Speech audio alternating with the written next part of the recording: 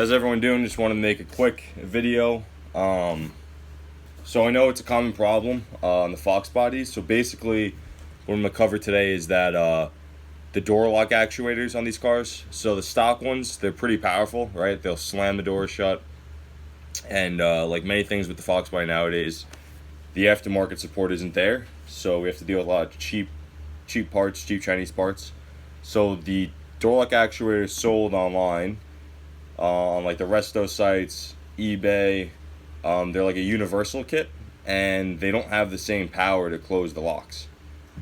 So that got me thinking. I said, all right, I'll go buy the OEM one, right? So went on my Ford book, the manual, looked up the OEM part, and there was none on eBay.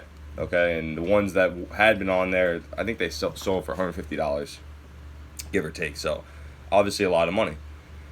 I have a 90 Fox, so my passenger side door wasn't working, right? So doing some research online, I found an article from like 2002, 2003, written with tons of good information, right? So I saved the article, then I got the fixing the door about a month ago, and it's taken down from online. So, all the forums and stuff, don't mean to go into a rant, but all the forums and stuff, they just had a lot of good information.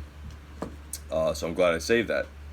So basically what it talked you through is that you could order a door lock actuator from any OEM Ford, from the 80s and 90s basically, right? So I started cross-driving sync part numbers and ended up scoring this on eBay. So this is out of a Tempo or Mercury Topaz, right? And it's an 84 to 94 for them, right? And here's the part number.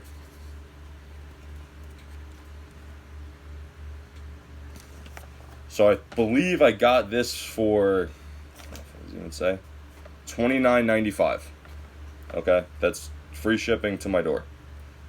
And like I said, it's not just this one car. You can get, here's the part number. You can get them from a Bronco 2, a Taurus, Sables, big Broncos, I'm pretty sure, old F-150, it's all of them, right? So I just want to show you the comparison now, okay? So this was my old one, my original, and you can see the boot head ripped, right? And the water obviously got in and probably smoked it, right? This is my new one that I got. So just want to walk you through. It's super simple, super quick. So when you get it, the boot's obviously up to here. It wraps around here. So you're going to peel back the boot, and you're going to get to this space right here. And there's going to be like it's like a bearing and like a retainer. Okay? So the biggest issue, obviously, is this was what came on the Foxbody, the retainer. And this is what comes on the new one. So this hook isn't going to work. So we have to get this shaft onto here. Right? How do you get that off? I'll show you real quick.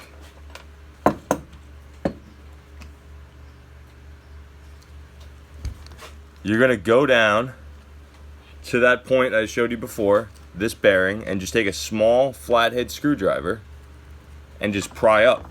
And this is just going to pry off. You're going to lift this up. You got to be super careful, because once you lift that up, all these little holes right there, those are ball bearings. Super small. Where is it? I don't even know where I put mine. Oh. Anyway, here they are. Yep. I mean, they're so small you could even probably barely see them. So you want to save those.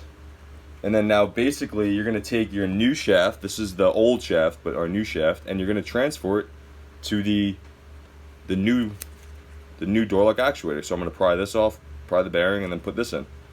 And the plugs are the same. The body is the same. You could either transfer it from the bracket or throw this bracket on and then just rivet it in. So like I said, it's just a quick fix. I found it years ago. I don't see anyone mentioning online anymore. Is it like a cost-effective way? I think so, because the new ones, I think they're like $25, and they're not good. They're garbage, So it is hard with these cars nowadays, just because the availability of parts is really bad, and not even the availability, it's the quality of the parts is really bad. So if I see tricks like this, I just like to share them with you guys. I love these cars. I want to see them keep running and whatnot, and hopefully one day someone makes a quality replacement part that's new.